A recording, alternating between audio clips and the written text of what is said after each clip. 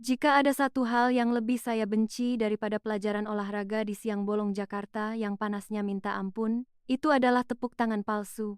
Jenis tepuk tangan sopan namun kosong yang bergema di aula SMA Nusantara saat ini. Saya, Sari, siswi kelas 12 IPA yang seharusnya sedang tidur siang memimpikan nasi Padang, terpaksa duduk tegak di kursi plastik keras ini. Di depan sana, di atas panggung yang dihiasi bunga-bunga plastik norak, kepala sekolah kami, Pak Bambang, sedang berpidato.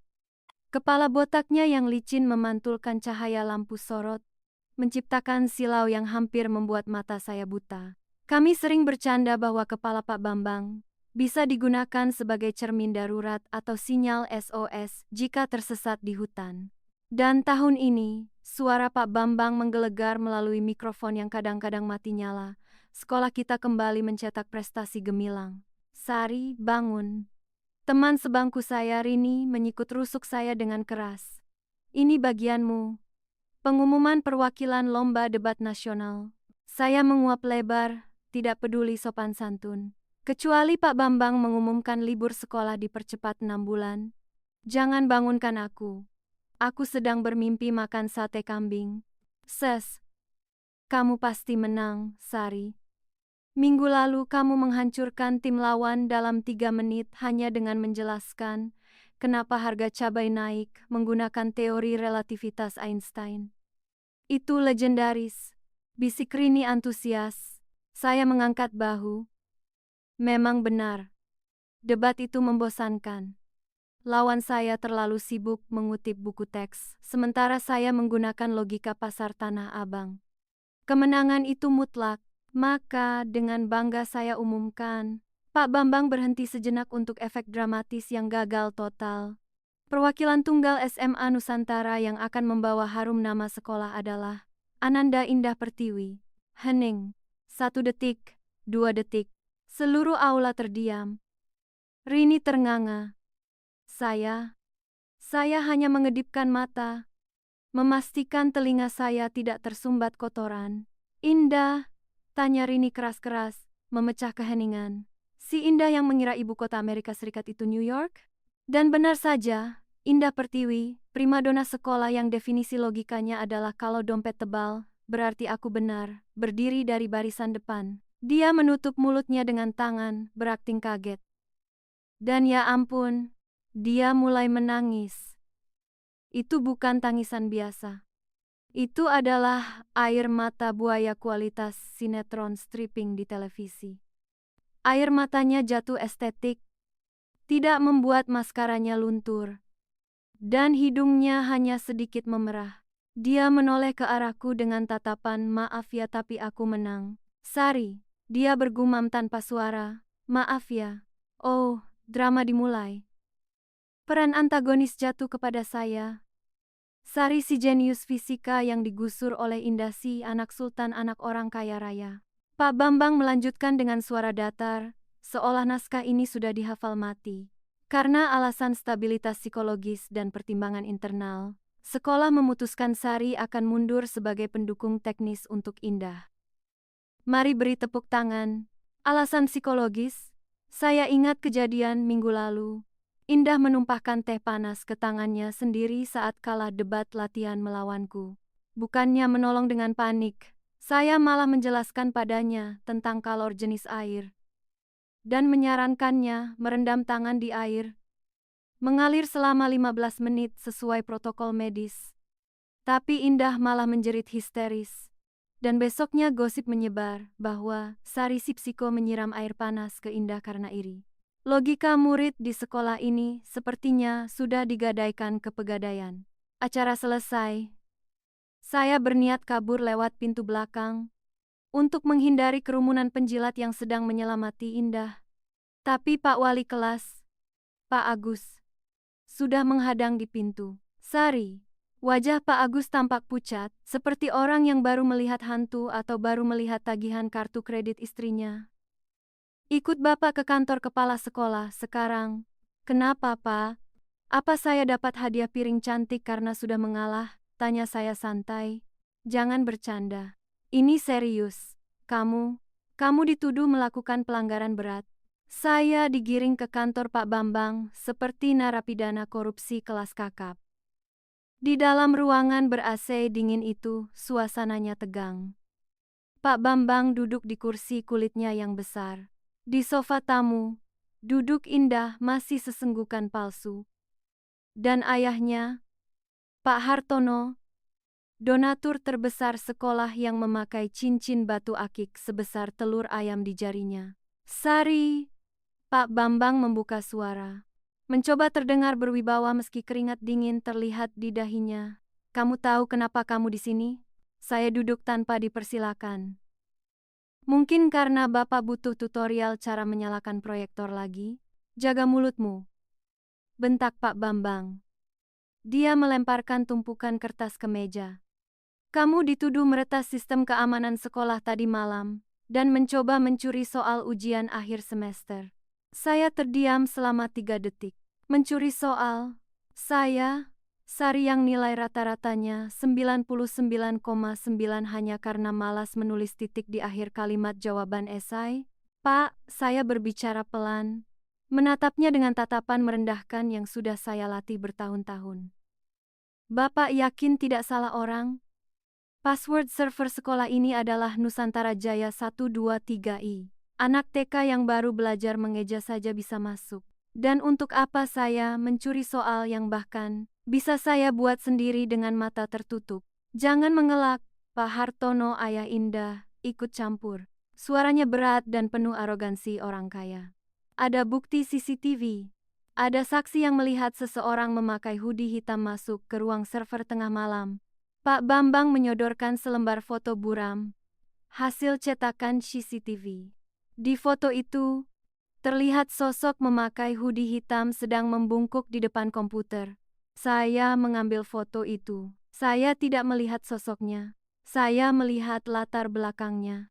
Pak Bambang, kataku sambil menunjuk sudut foto.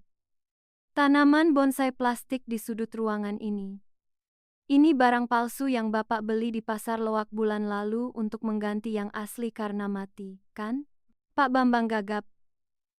Apa hubungannya? Lihat sudut kameranya. Kamera asli sekolah ada di langit-langit utara.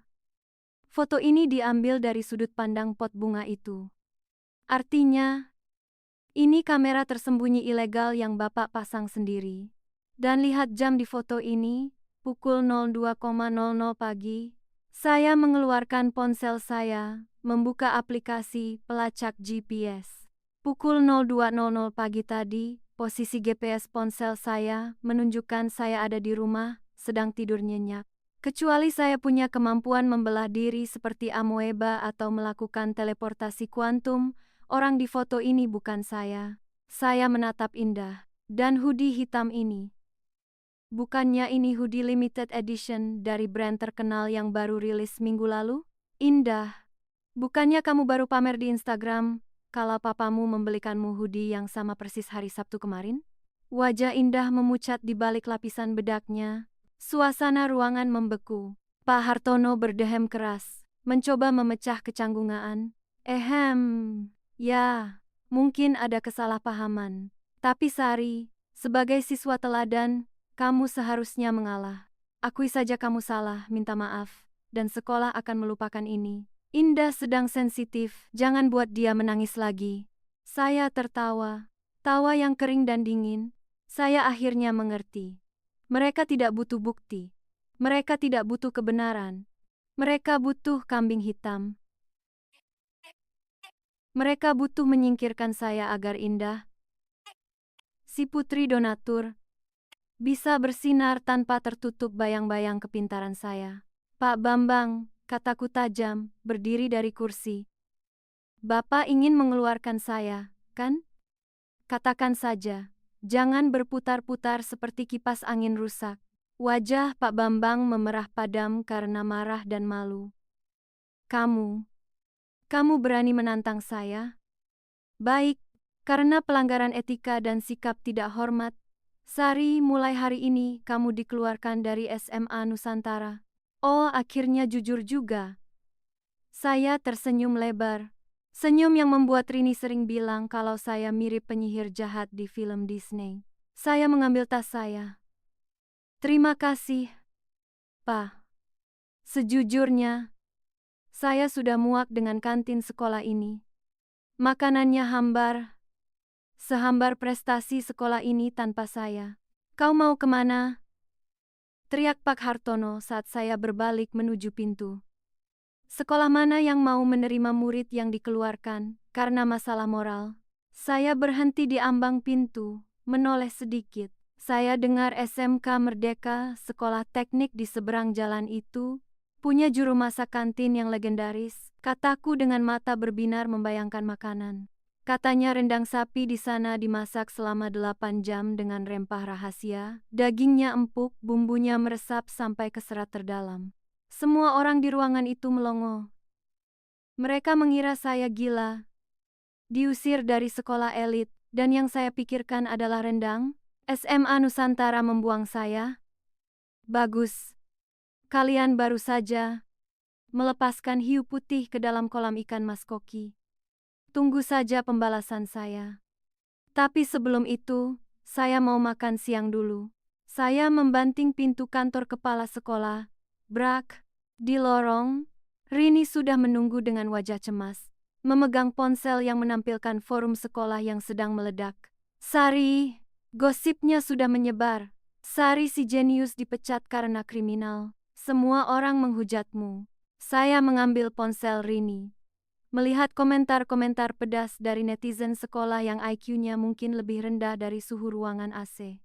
Biarkan saja, Rin, kataku sambil berjalan santai menuju gerbang keluar. Tapi kamu mau kemana? SMK Merdeka? Itu kan sekolah musuh bebuyutan kita. Gerbangnya saja karatan. Muridnya terkenal barbar. Seru Rini histeris. Saya menatap gerbang SMA Nusantara yang megah namun penuh kepalsuan. Lalu menatap ke seberang jalan. Di sana, berdiri gerbang SMK Merdeka. Memang terlihat lebih tua, sedikit kusam, tapi ada asap mengepul dari area kantinnya yang membawa aroma santan, lengkuas, dan serai yang menggoda. Rini, dengarkan aku. Kataku serius, memegang bahu teman baikku itu. Di dunia ini, kehormatan bisa dibeli, nilai bisa dimanipulasi, tapi rasa rendang yang enak tidak pernah bohong. Aku pergi ke sana bukan hanya untuk sekolah. Aku pergi untuk menjadi ratu di sana.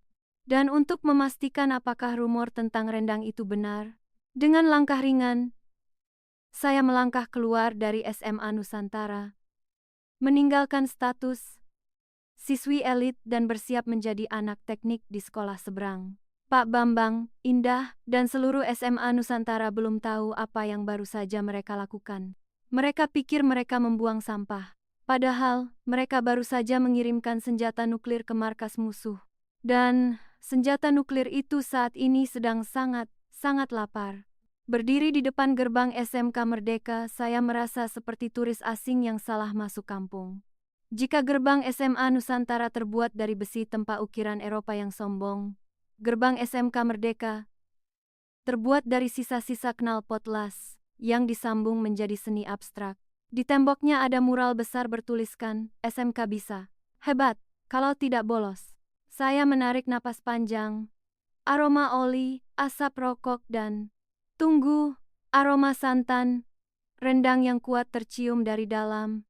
Hidung saya tidak pernah salah. Saya berjalan menuju pos satpam. Di sana, seorang pria parubaya dengan kemeja batik motif burung merak yang warnanya bertabrakan, celana pendek kargo, dan sandal jepit swallow hijau sedang asyik menyeruput kuah bakso Malang.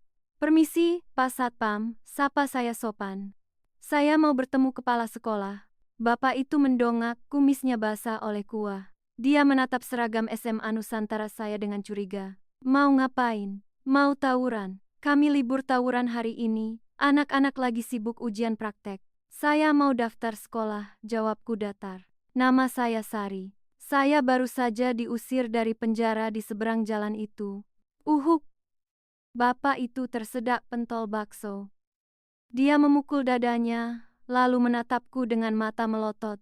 Sari, Sari si kalkulator berjalan tandean. Yang bikin Pak Bambang botak di seberang sana darah tinggi? Itu saya. Bapak itu langsung melompat berdiri, menyeka mulutnya dengan lengan baju. Ya ampun. Mimpi apa aku semalam? Selamat datang di SMK Merdeka. Saya bukan satpam. Neng, saya Joko, kepala sekolah paling ganteng di sini. Saya melongo. Kepala sekolah macam apa yang nongkrong di pos satpam, makan bakso, pakai celana pendek. Tapi hei, setidaknya dia tidak palsu seperti Pak Bambang. Pak Joko, kataku langsung ke inti. Saya mau masuk sini. Tapi saya punya syarat. Saya mau akses tak terbatas ke kantin Ibu Ani. Deal. Pak Joko menyalamiku dengan semangat. Tapi, ada satu masalah kecil. Di sini nilai rapor tidak laku. Di sini, yang bicara adalah skill. Kalau kamu mau dihormati, kamu harus taklukkan bengkel neraka dulu. Pak Joko membawaku melewati lorong-lorong sekolah yang penuh dengan siswa berseragam abu-abu yang lengannya dilipat. Ada yang sedang mengelas pagar. Ada yang sedang membongkar mesin motor di tengah jalan. Suasananya hidup, berisik dan sangat laki-laki. Kami sampai di sebuah ruangan di ujung lorong bawah tanah. Pintu besinya berat dan berkarat. Di dalamnya, hawanya panas. Bau timah solder bercampur aroma Indomie goreng. Woi, Rizky, teriak Pak Joko. Seorang cowok kurus dengan rambut berantakan seperti sarang burung dan kacamata tebal menoleh dari balik tumpukan monitor komputer. Dia Rizky, legenda coding SMK Merdeka yang katanya jarang mandi kalau sedang coding. Apa sih Pak, lagi debugging nih, error mulu. Keluh Rizky tanpa melihat kami. Kita punya anggota baru, Sari, ex-SMA Nusantara. Rizky memutar kursinya, menatapku dari ujung kaki sampai ujung kepala dengan tatapan meremehkan. Anak SMA, ngapain kesini? Mau minta tolong install ulang Windows? Saya mau ambil alih tempatmu, kataku sambil tersenyum miring. Suasana bengkel langsung hening. Beberapa siswa lain yang sedang menyolder berhenti bekerja. Rizky tertawa sinis. Nyali gede juga loh. Lihat papan tulis itu. Dia menunjuk papan tulis putih raksasa yang penuh dengan coretan rumus algoritma yang rumit. Itu sistem navigasi drone otonom yang gue kerjain seminggu ini. Algoritma astarnya macet. Kalau lo bisa benerin, lo boleh duduk di sini. Kalau enggak, balik sana main TikTok. Saya melangkah maju. Saya mengambil spidol merah. Saya hanya butuh waktu 30 detik untuk memindai kekacauan itu. Rizky, kataku sambil mulai mencoret-coret papan. Lo pakai pendekatan yang salah. Lo mencoba menghitung setiap piksel rintangan. Itu bakal bikin prosesornya meledak. Saya menghapus setengah rumusnya. Pakai vector field histogram. Sederhanakan variabelnya. Dan di baris kode 450. Lo lupa titik koma. Itu kesalahan pemula. Bro. Saya menutup spidol KLIK. Hening lagi. Rizky melompat dari kursinya, berlari ke komputernya, mengetik sesuatu dengan cepat lalu menekan enter. Layar monitor berkedip hijau. Tulisan, compile sukses muncul. Rizky menoleh padaku, mulutnya terbuka lebar. Gila, lo alien ya? Pak Joko tertawa terbahak-bahak sampai perut buncitnya berguncang. Hahaha. Apa Bapak bilang? Kita dapat harta karun woi. SMA Nusantara pasti lagi nangis darah sekarang. Oke, tes selesai, potongku. Mana rendang saya? Pak Joko menepati janjinya. 10 menit kemudian, saya duduk di kantin legendaris itu. Di hadapan saya, sepiring nasi hangat dengan sepotong daging. Rendang yang warnanya coklat kehitaman, berminyak, dan memanggil-manggil nama saya. Suapan pertama, boom, rempahnya meledak di mulut. Pedas, gurih, sedikit manis dari kelapa sangrai. Dagingnya begitu empuk sampai tidak perlu dikunyah. Ini bukan makanan, ini karya seni. Air mata saya menetes sedikit. Pak Joko, kataku dengan mulut penuh. Saya akan mengabdi pada sekolah ini seumur hidup. Namun, kedamaian makan siang saya tidak berlangsung lama. Ponsel saya bergetar. Grup chat angkatan SMA Nusantara meledak.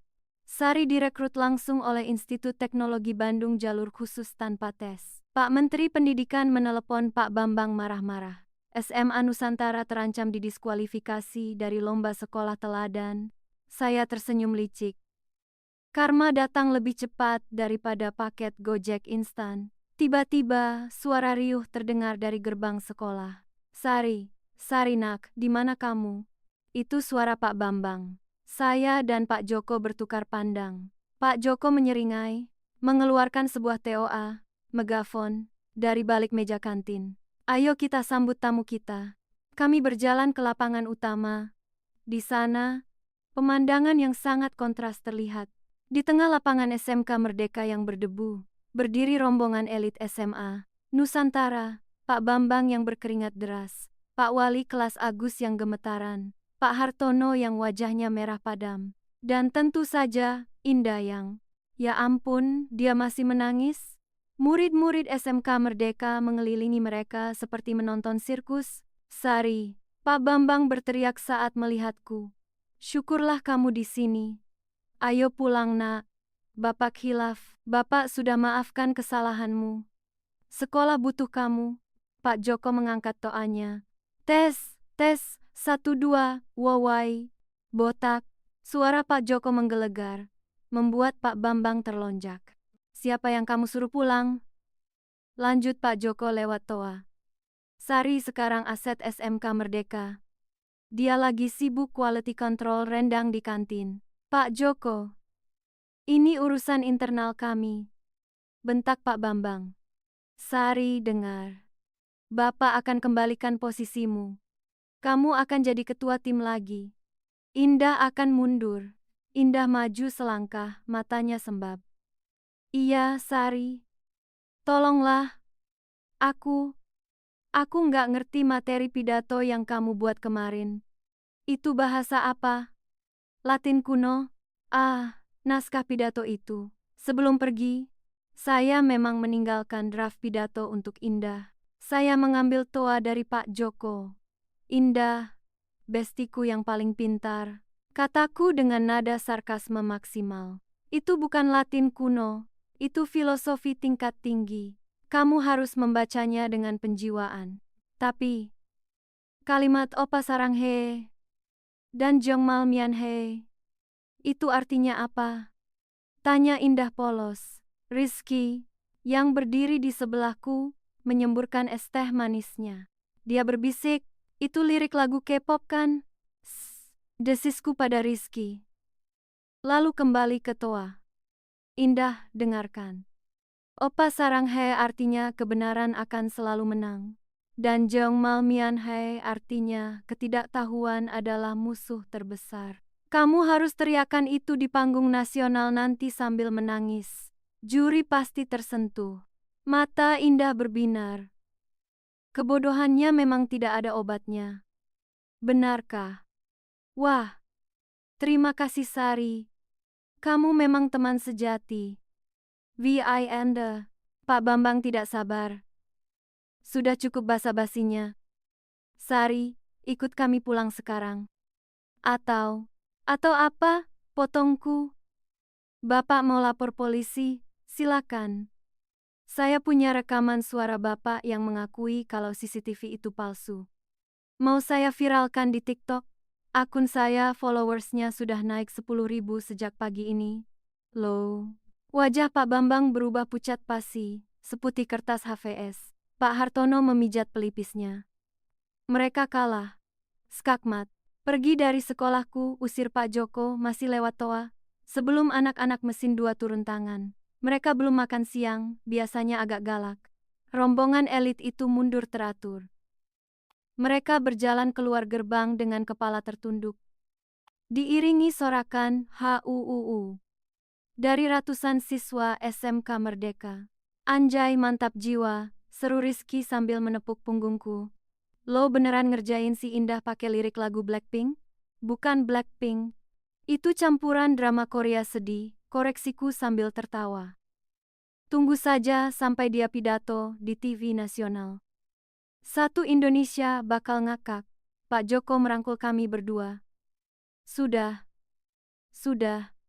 Hiburannya selesai. Sekarang kembali ke bengkel neraka. Ada satu hal lagi yang lebih penting dari mempermalukan mantan sekolah. Apa itu, Pak? Tanyaku. Wajah Pak Joko berubah serius. Kontes robot Indonesia bulan depan. Tahun lalu, robot SMK Merdeka hancur berkeping-keping diinjak robot SMA Nusantara yang disponsori Pak Hartono. Tahun ini, Bapak mau balas dendam. Rizky bilang robot mereka pakai titanium dan AI canggih, kata Pak Joko. Kita cuma punya rongsokan besi tua dan anggaran dana bos yang sudah menipis. Saya menatap Rizky, lalu menatap tumpukan barang bekas di sudut bengkel, kipas angin rusak, rice cooker penyok, dan wajan penggorengan hitam legam. Sebuah ide gila muncul di kepala saya. Ide yang menggabungkan fisika, kelicikan jalanan, dan kearifan lokal. Pak, kataku dengan mata berapi-api. Kita tidak butuh titanium. Kita tidak butuh uang miliaran. Terus kita butuh apa? Kita butuh wajan, jawabku mantap. Dan minyak jelantah sisa gorengan ibu kantin. Banyak. Rizky menatapku horor. Lo mau masak nasi goreng atau mau perang robot? Dua-duanya, jawabku menyeringai. Kita akan membuat robot yang paling menjengkelkan dalam sejarah kompetisi ini. Robot yang akan membuat Garuda emas mereka terpeleset dan menangis memanggil ibunya. Selamat datang di tim, Sari, kata Rizky. Kali ini, dengan nada hormat, perang baru saja dimulai. Dan senjata kami adalah peralatan dapur. 3 minggu di bengkel neraka mengubah saya dan Rizky menjadi zombie yang hanya hidup berkat kopi sachet dan ambisi balas dendam. Hasil karya kami akhirnya selesai. Di tengah ruangan, berdiri atau lebih tepatnya, jongkok sebuah robot yang bentuknya seperti mimpi buruk koki restoran Padang. Badannya gepeng, terbuat dari sasis rice cooker penyok yang kami cat warna pink neon, satu-satunya cat sisa di gudang. Rodanya diambil dari Tamiya balap yang dimodifikasi. Dan senjata utamanya, sebuah wajan penggorengan hitam legam, wajan yang disambung ke lengan hidrolik bekas dongkrak mobil. Kami menamainya, si preman dapur. Jelek banget, anjir. Komentar Rizky jujur. Menatap nana robot itu. Jangan menghina fisik, kataku sambil mengelap oli di pipi. Ini aerodinamis. Dan warnanya psikologis. Musuh akan meremehkan kita. Dan saat itulah kita menyerang. Hari H. Istora Senayan, Jakarta. Suasana stadion riuh rendah seperti konser dangdut. Tribun VIP dipenuhi spanduk SMA Nusantara. Di sisi lain, tribun SMK Merdeka dipenuhi sorakan liar. Suara knalpot motor, entah kenapa ada motor di tribun. Dan Pak Joko yang memimpin yel-yel menggunakan TOA masjid. Tim SMA Nusantara masuk dengan gaya sultan. Dipimpin oleh Indah dan kapten tim sewaan mereka, Kevin cowok sok ganteng yang rambutnya klimis abis. Mereka mendorong The Golden Garuda. Robot itu tinggi, berkilau, punya 6 kaki laba-laba, dan dilengkapi pelontar api, serta palu godam pneumatik. Harganya pasti bisa buat beli 1 kelurahan. Kevin melirik robot preman dapur kami dan tertawa. Ini kompetisi robot bukan lomba masak, Neng. Mau goreng kerupuk? Saya hanya tersenyum tipis. Lihat saja nanti, Mas Klimis. Namun, drama belum berakhir. Tepat sebelum inspeksi teknis, Indah maju membawa juri. Pak juri, saya protes. Teriak Indah dengan suara cemprengnya. Sari mencuri desain robot saya. Konsep robot gepeng itu ide saya yang saya gambar di tisu kantin bulan lalu. Dia menunjukkan secarik tisu kusut dengan gambar coret-coretan yang lebih mirip kecoa keinjak daripada robot. Pak Hartono, ayah Indah, langsung menimpali. Betul. Diskualifikasi SMK Merdeka. Mereka pelanggar hak cipta. Panitia memandang kami dengan curiga. Rizky sudah pucat pasi. Kamera live stream menyorot wajah saya. Penonton online mulai menghujat. Saya mengambil mikrofon. Indah, kamu bilang ini desainmu? Iya, oke. Pertanyaan simpel, kataku santai. Sistem penggerak robot ini menggunakan Hubbridge driver tipe apa dan berapa duty cycle PWM-nya, agar wajan ini bisa mengayun dengan kecepatan 20 meter per detik. Indah melongo. Mulutnya terbuka menutup seperti ikan mas koki kekurangan oksigen. Anu. Pakai baterai ABC? Penonton tertawa. Salah, kataku. Dan satu lagi. Kalau ini desainmu, kamu pasti tahu tombol rahasia ini fungsinya apa. Saya menekan tombol kecil di remote control. Tiba-tiba, dari speaker butut yang tertempel di robot kami, terdengar lagu dengan volume maksimal. Lagunya bukan lagu rock atau techno. Itu adalah rekaman suara Indah sendiri. Saat latihan pidato bahasa Inggris yang gagal total, diremix dengan musik dangdut koplo. Saya bingung. Mbak tarik, Mbak semongko. Gelak tawa meledak di seluruh stadion. Suara tawa Pak Joko terdengar paling kencang sampai dia tersedak batagor. Wajah Indah berubah dari merah menjadi ungu. Dia lari bersembunyi di balik punggung Kevin. Tuduhan ditolak, kata ketua juri sambil menahan tawa. Pertandingan dimulai. Final match. SMA Nusantara Golden Garuda vs SMK Merdeka Premandapur. 3, 2, 1. Fight. Whoosh. Golden Garuda langsung menyemburkan api dari mulutnya. Penonton menjerit. Robot itu maju dengan 6 kakinya yang mengerikan. Siap menginjak robot kami sampai jadi kerupuk. Lari Rizky. Mode kancil. Teriakku. Rizky menggerakkan tuas. Si preman dapur yang ringan dan ceper langsung melesat zigzag. Kecepatannya gila. Kami berputar-putar di sekitar Garuda yang besar tapi lamban. Pengecut, jangan lari, teriak Kevin frustrasi. Dia mencoba memukul kami dengan palu godam. Blam, lantai arena retak, tapi kami sudah pindah posisi. Sekarang, Sari. Baterai kita mulai panas. Seru Rizky panik. Sabar. Mataku terkunci pada gerakan kaki robot musuh. Tunggu dia lengah. Golden Garuda bersiap mengeluarkan serangan pamungkas. Dia mengangkat 2 kaki depannya tinggi-tinggi untuk menghancurkan kami. Keseimbangannya berkurang. Sekarang, rencana B, minyak jelantah. Rizky menekan tombol merah. Dari bagian belakang si preman dapur, katup terbuka. CROAT. 2 liter minyak jelantah sisa penggorengan lele yang super licin dan kental menyemprot ke lantai. Tepat di bawah kaki tumpuan Golden Garuda. Kevin tidak menyadarinya. Mati kau. Kaki robot mahal itu menginjak lantai. Tapi bukannya mencengkram, kaki titanium itu tergelincir di atas minyak. Hukum fisika bekerja, gaya gesek nol. Glodak. Robot raksasa seharga miliaran itu terpeleset seperti orang yang menginjak kulit pisang di film kartun. Tubuh besarnya oleng, lalu jatuh terpelanting ke samping, dengan bunyi dentuman logam yang menyakitkan. Kakinya menendang-nendang udara tanpa daya. Stadion hening sejenak. Finish him, teriak Pak Joko histeris. Wajan atak, seruku. Si preman dapur melaju kencang, menabrak sisi Golden Garuda yang sedang tak berdaya. Lengan hidrolik aktif. Tang, tang, tang. Wajan hitam itu memukul kepala robot musuh bertubi-tubi seperti emak-emak yang sedang marah. Sensor kamera Garuda pecah. Kabel-kabel putus. Asap keluar. Wasit meniup peluit panjang. Knock out. Pemenangnya, SMK Merdeka. Euforia meledak. Murid-murid SMK Merdeka menyerbu arena, menggotong saya, Rizky, dan Pak Joko. Kami diarak keliling stadion seperti pahlawan perang. Di sudut arena, tim SMA Nusantara tertunduk lesu. Indah menangis kali ini tidak ada yang peduli.